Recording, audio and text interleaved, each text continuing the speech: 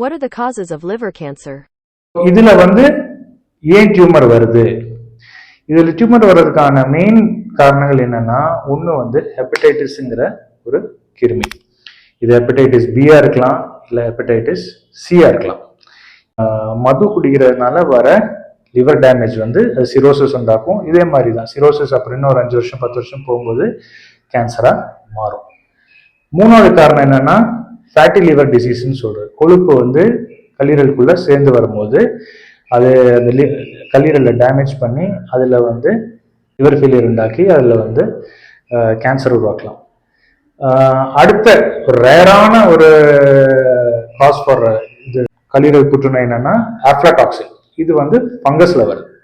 யூஸ்ஃபுல்லான டிப்ஸ் உங்களுக்கு கிடைக்கணும்னு நினைச்சீங்கன்னா கண்டிப்பாக எங்கள் சேனலை சப்ஸ்கிரைப் பண்ணி லைக் பண்ணுங்க, பெல் பட்டன் ப்ரெஸ் பண்ணுங்க.